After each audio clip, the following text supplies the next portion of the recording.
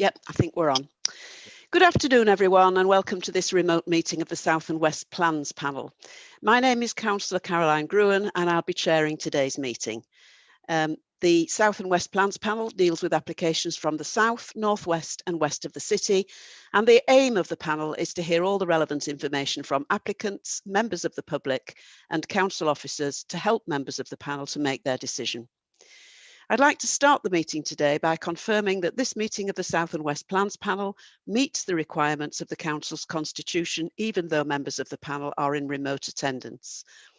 While items today will be fully discussed as is usual, remote attendance requires a few slight changes as to how I will conduct the debate. Therefore, can I ask all attendees to mute their microphones unless I invite them to speak? That will avoid disruption from background noise. And can all participants please keep their cameras on during the meeting? All participants will be invited to introduce themselves at the start of the public session to make it clear to the public observers who will be involved in the proceedings. So I ask for your patience and assistance while I go through that process.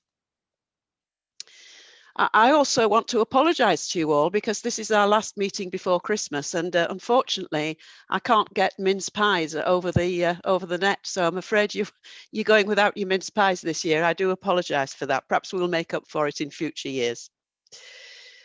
In order to avoid any disruption to the meeting, should I lose internet connectivity, I propose that we appoint a vice chair who could step in my absence, and I move that Councillor Julie Heselwood and invite another member, please, to second that motion, if someone would.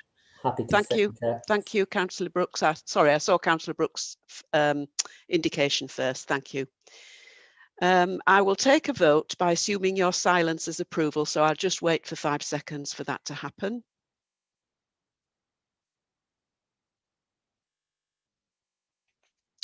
Thank you. I'll take that as approval. Are there any abstentions? And I'll wait another 5 seconds for that. No, thank you very much indeed. Jules, I hope I don't drop out, but thank you for being ready and waiting if I do. I should now like to invite members and officers to introduce themselves and mute your microphone once you have introduced yourself. So again, in alphabetical order, I'm going to start with Councillor Anderson. Councillor Barry Anderson, Adlin Wharfdale Ward. Thank you. Councillor Brooks. Councillor Kayleigh Brooks, Little London and Widdowes Ward. Thank you. Councillor Hamilton. Good afternoon, everyone. Councillor Sharon Hamilton, Meanwood and Moulton Ward. Councillor Reagan. Good afternoon, Councillor Denise Reagan, Berman Sotton, Richmond Hill Ward. Thank you. And Councillor Ray. Councillor Paul Ray, Hunslet Riverside Ward. Thank you. And now I'm going to invite officers to introduce themselves. Ms. Jonathan. Good afternoon, Jonathan Carr, Head of Development Management. Thank you. David. Hello, David Newbury, Lead Planning Officer for the panel. Nikki. Nikki was definitely here a moment ago. I am here, Councillor. Sorry, I'm having issues with my tech. Good afternoon, everyone. Nikki Diol, Legal Advisor to this panel today. Thank you. Thank you. Andy. Good. Andrew Thickett, Highways and Transportation. Thank you. Cody. Cody's not with us. Cody Barker, Planning Services. Oh, you are. Andy, you've already introduced yourself, and Toby, I believe, is with us today. Hi, good afternoon. Toby Russell, Technical Officer, Planning Services. Thank you very much. So moving to the agenda, item 1, I'm going to hand over to the clerk, Andy, just to take us through this first bit, please. Okay, thank you, Chair. Under agenda item number 1, there are no appeals against the refusal or inspection of documents. Under agenda item number 2, there are no items which require the exclusion of the press or public. Agenda item number 3, there are no late items of business on the agenda today. Agenda item 4, could I ask members if they have any disclosable pecuniary interest to declare? No. And moving on to agenda item number 5, we have apologies from councillors Campbell and Finnegan. So back to you, Chair.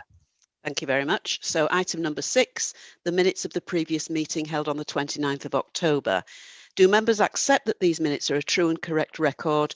And I will go through the pages as normal in the usual order. Page 1, please.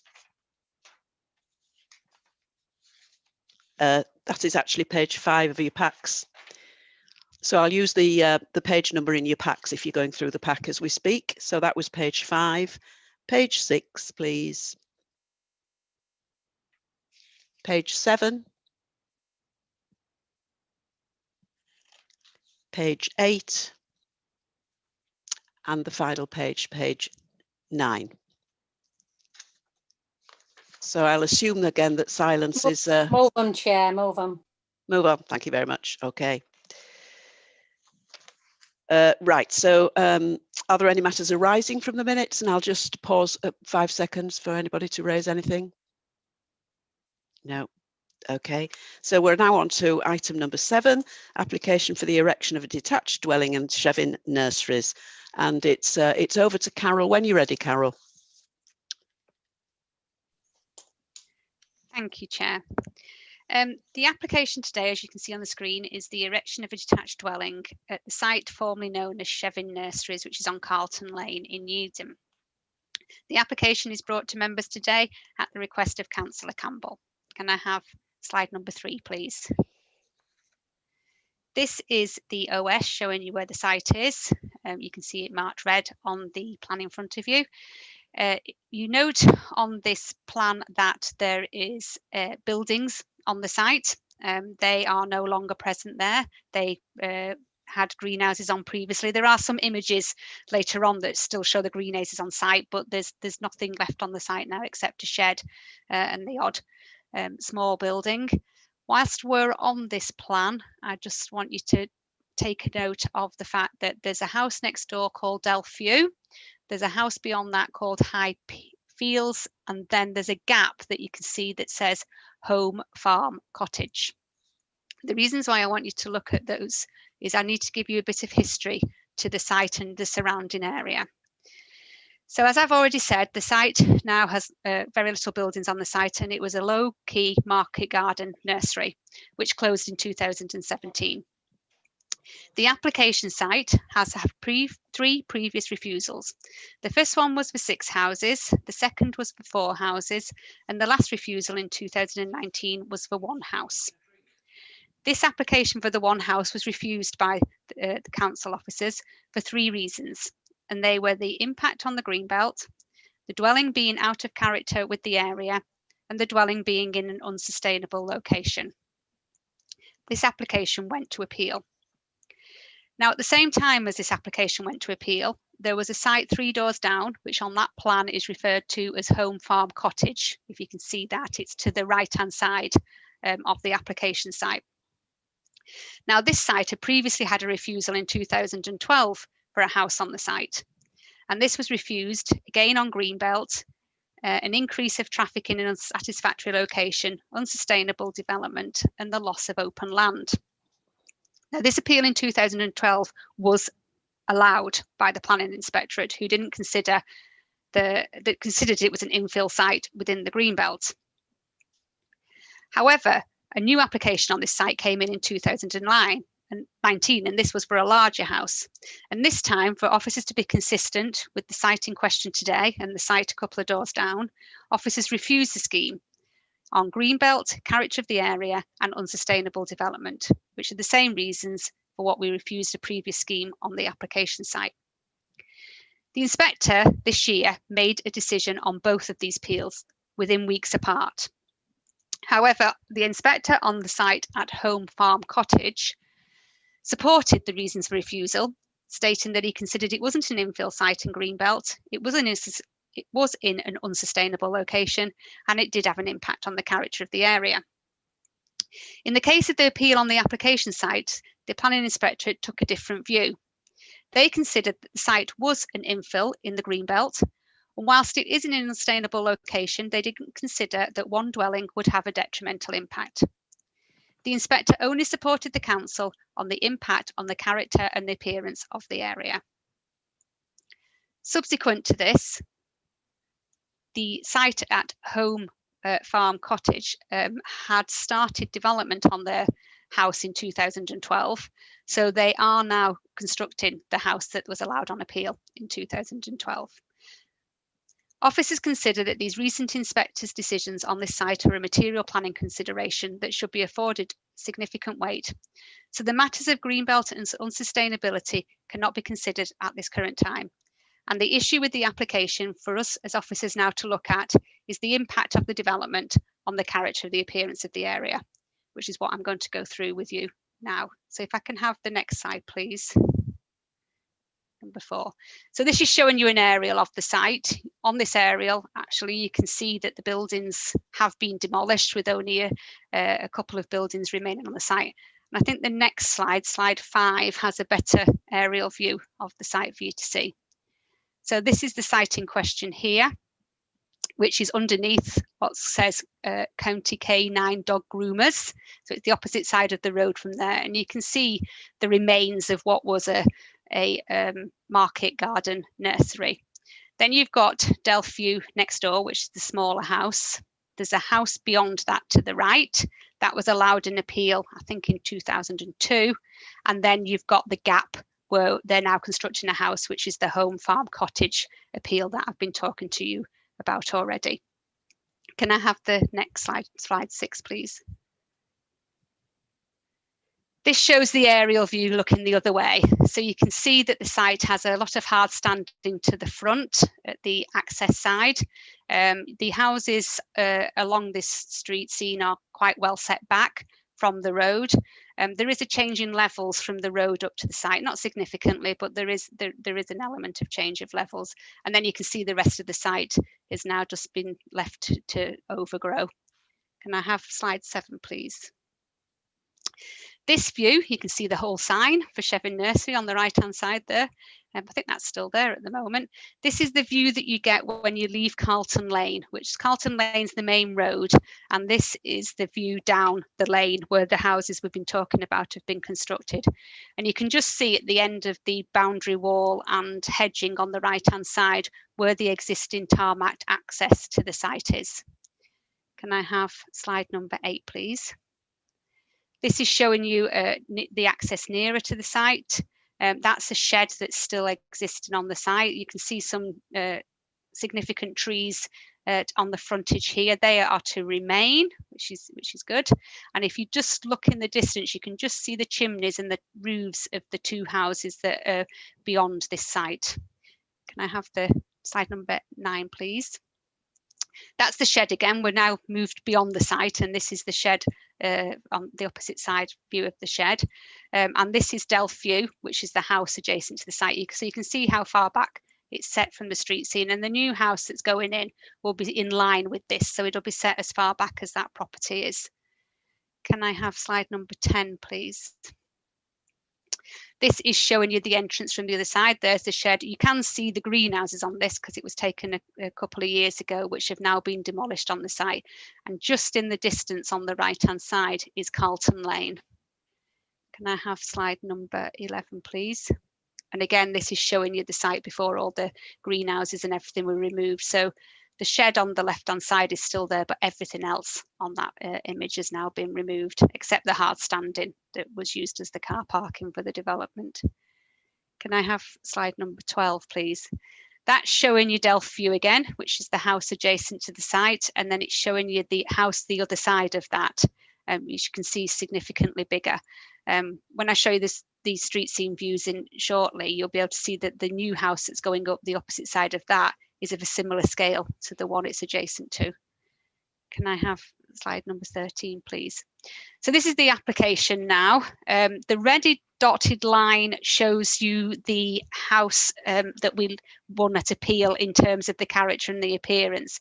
And the reason the inspector thought that it wasn't in character was the area is that she considered that it took up quite a large amount of the plot widthwise. If you look, when we look at the street scene images in a minute, you'll see that the other houses on the street have significant gaps to the boundaries. And she considered that the property that went to appeal was too large in the plot. You can see the new house now has been reduced in terms of its width, and it leaves quite a significant gap on both sides. There's a slight wing to the back of it, to the rear, and then there's a single-storey garage located to the front. And as you can see on this plan, the trees that were on those images that you saw will be retained as part of the development. Can I have slide 14, please? Just move down to my notes. Thank you. This is showing you the floor layout of the development. One of the things that it has is that it'll be 2-storey, but there is a room and suite in the roof space of part of the existing house. And as I said, there'll be a single-storey garage to the front. Can I have the elevations, please? So this is the elevations of the house. The top proposed north elevation is the elevation that will be onto the street scene. So you can see the single-storey garage to the front there. The main materials will be stone and slate. On that image to the front there, it's in line with other houses in the street scene in that you've got the 3 windows at the top and the 3 windows at the bottom. Even though these are narrow, thin windows, they do fit in with the existing street scene. To the rear, there'll be the stone and slate again, and there will be elements of timber cladding. The applicant's taken advantage of the garden and the views to the rear by including a lot of glazing on this rear elevation, which is acceptable in this location. Can I have the next slide, please? These are the street scenes images that I spoke to you about. So the top image shows you the site as it is at the moment. And the middle image shows you what the site will look like when the house has been constructed. And you can see on this from the levels has an influence because you won't see the whole of the house when you're on the street scene. And you can see from the size of it, it fits in very well with the houses next door but one and next door but two. And the next door but two one is the one that I talked to you about before at Home Farm Cottage. So as I said previously, the only reason for refusal that officers could deal with in relation to this application was whether it fitted in with the character and appearance of the street scene. And these images give you an idea that it does fit in with the character and the appearance of the street scene because it's in line with the other properties along there, and officers consider it would be difficult to refuse the application on this basis. And I've got one final slide for you, which shows 3D images. Slide number 17. These are the 3D images of the rear of the property, just to give you an idea of, it gives you a better idea of the materials and the roof light that's proposed on the rear elevation for the suite in the roof. Since the panel papers have been written, Councillor Campbell, who cannot attend today, I believe has sent you all an email regarding his objections to the scheme. His email fully reflects and includes all the points that he's previously raised that are already within the officer report, except for one new objection, where he has stated that if officers are arguing that it is an infill plot, that might be so if the house fulfilled local needs, but a large 5-bedroom house in a large garden does not fill a local need. And that's all I have to say. Thank you. Thank you, Carol. Could we take the presentation down while we start the debate, and then I can see the hands? That's very helpful. Thank you very much. Okay, so we're going to, if you wouldn't mind, use your blue electronic hand facility to indicate if anyone has any questions, please, first of all. We don't have any speakers for this particular item. We do have Joe Steele present with us on behalf of the agent, but we don't have any other speakers, and so therefore Joe is available should we need him at any point in the debate. Any questions, please? Yes, Councillor Brooks. Hello, thanks for that. The floor area of the proposed new house, how does it compare with other houses on the street? Carol, I think that's one for you. Sorry, trying to find my own mute button. Yes, the floor areas are similar scales to not necessarily the adjacent house, because Delphi, as you've seen on that image, is smaller than the application site, but it does fit in line with the other 2 larger houses that are on that street scene.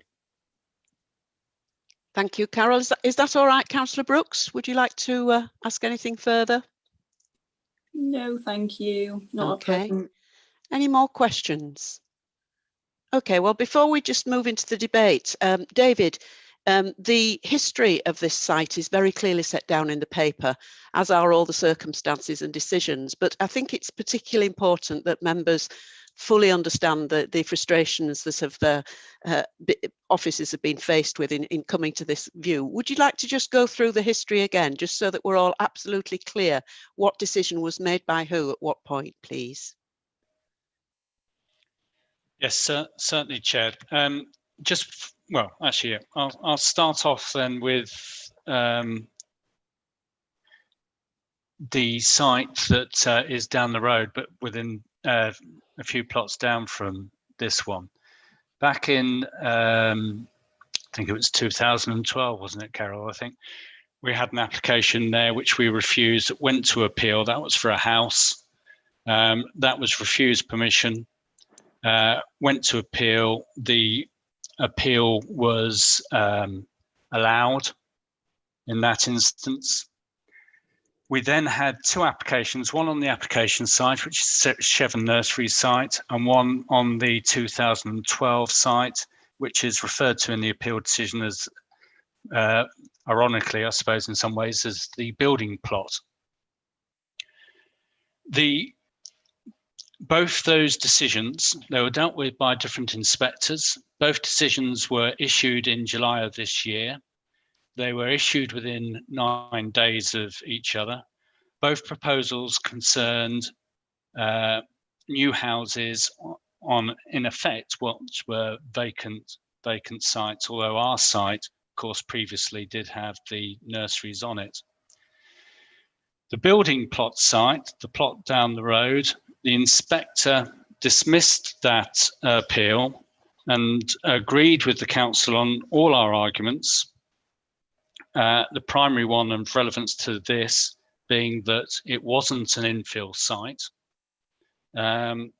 Also agreed with us in respect to the points on highway safety and that it was an unsustainable location.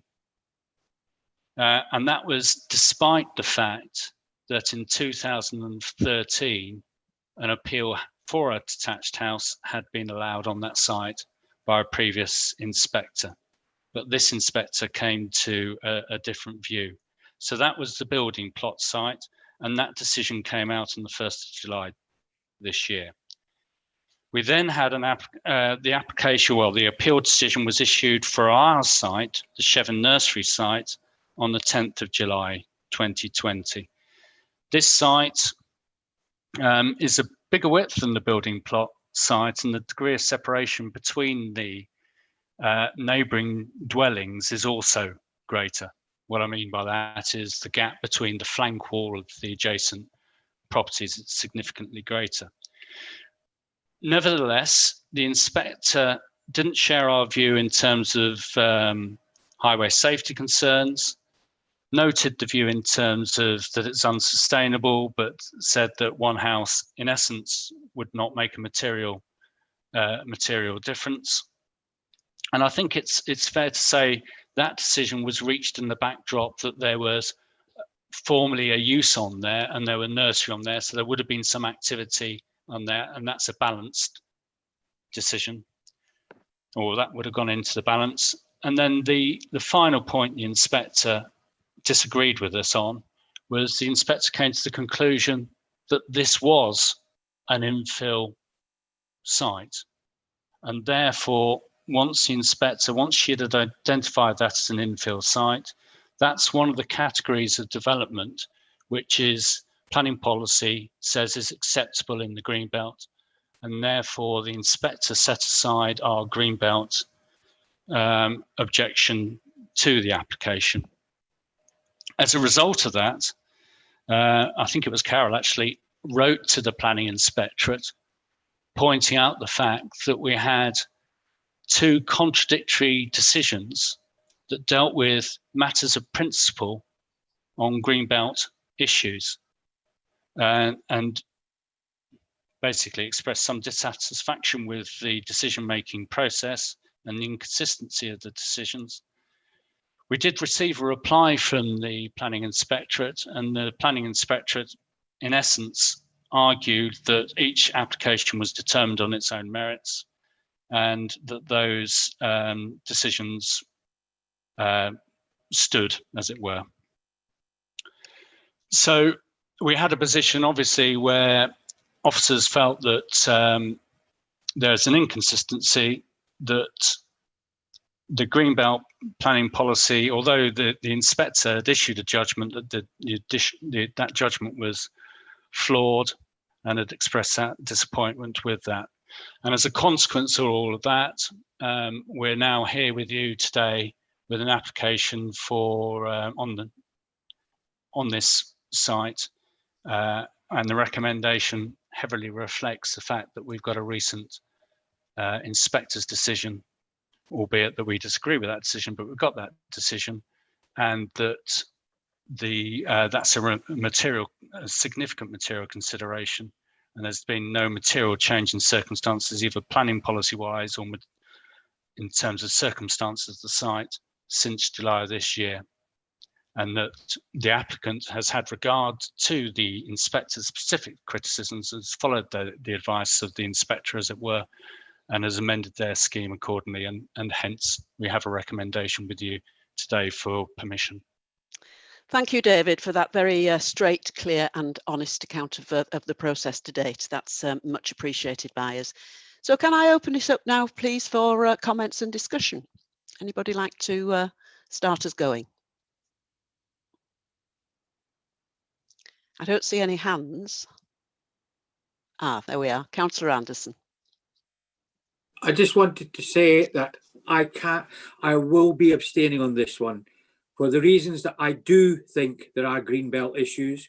I do think there are highways issues. I do think there are transport issues. I do think the infill could be problematic. I do think that we've got two contradictory appeal decisions, but I accept the advice from officers that we cannot refuse it because, in their opinion, the weight applied to one of them. I disagree with that, but I cannot, in all honesty, vote against it, even though I would like to vote against it. But by taking the advice of officers, I am going to effectively abstain because I do think there are concerns in those there. I've come across these conflicting decisions before, and why should we give what greater weight to one over the other? But I do accept Carol's comments that she's made today. Okay, thank you for that, Councillor Anderson. But it'll be interesting to hear from other people how they feel as well, because of course, if everybody abstains, we don't get a decision. Councillor Shamilt, are you indicating? I think she's adjusting her screen. Yeah, she's done it. Councillor Shamilt, can I invite you to speak? Yeah, I'm unmuted now. I read all the papers on this, and I actually know the site quite well. And we've completely stuck between a rock and a hard place with this one, because there are highways issues. It is on a blind corner. Getting in and out of there is extremely tricky at the best of times. But you know, it was a nursery before, so the traffic flow will have been much greater than from one house, one presumes. It, as ever, it completely sticks in my throat that this is greenbelt, and if we've got a greenbelt policy, then we should stick to it. But now we're arguing about whether it's infill or whether it isn't. I'm sorry to say I probably will be abstaining as well, because I can't vote for it because it's still greenbelt. But we're just stuck in a complete logjam with this one. Is my conclusion. Thank you, Councillor Shamilt. Any further comments or points anyone would like to make on this application? Okay, well, people are not coming forward. Now, I think I can understand why we've reached this position. So I think the first thing to do then to get us moving is anybody prepared to move the recommendation? I'll move it, Chair. Thank you, Councillor Brooks. Do I have a seconder? I'll second it, Chair. Thank you, Councillor Hamilton. Now we're going to take the vote in the usual way, if I may. So I'm just going to run down the names. And if you could indicate whether you are voting for the recommendation or against or abstaining, please. Councillor Anderson. Abstain. Councillor Brooks. For. Councillor Hamilton. For. Councillor Hesselwood. For. Councillor Reagan. For. Councillor Shamilt. Abstain. Councillor Ray. Reservations for. And my vote is exactly the same, with reservations for. So could you summarise that for us, please, Andy? Yes, thank you, Chair. So that's 6 members voted in favour and 2 abstained. So the vote is carried. So that is clearly carried. Thank you very much indeed. That's probably the shortest meeting of the South and West Plans panel that we have ever had. I'm sure you'll be very pleased about that. But I do think that that was a very difficult decision for us today. And it's very irksome when we are having to vote for something that is not policy compliant because of the circumstances that inspectors have imposed upon us. And it's a sad day when we have to do that. I thank you very much for your help and cooperation. Before I close the meeting, I just want to mention that Pam Warburton, you will have noted, isn't on the call today. And we have a new colleague that I welcomed earlier, Toby. And that is because Pam is moving on to another role, another job within the council and within planning, but no longer servicing the plans panels, other than one very important city plans panel that she has been told she must come back to do whatever else she's doing, and that's the city plans one that's dealing with the airport. But apart from that, Pam has departed from the plans panel arena, and I thought you might just want the opportunity to say thank you very much to her, and for the minutes just to say how much we've appreciated her services over the years, how expert she's become, and how we will really, really miss her. So thank you very much. I think Pam will probably listen to the recording of this. So if I tell you, Pam, on the recording that people are clapping using their hands in the little rectangles for you, it's a strange way to do this, isn't it? But thank you very much, Pam. And it just remains for me to thank you all very much for the full year's work up to this Christmas break, and to wish you all a very happy, as much as it can be, very different, but a very happy Christmas time and Christmas holiday period. Thank you very much for everything you do. And everybody else. Happy Christmas. Happy Christmas, everybody. Thank you. Thank you. Bye-bye. Bye. Bye. Bye-bye.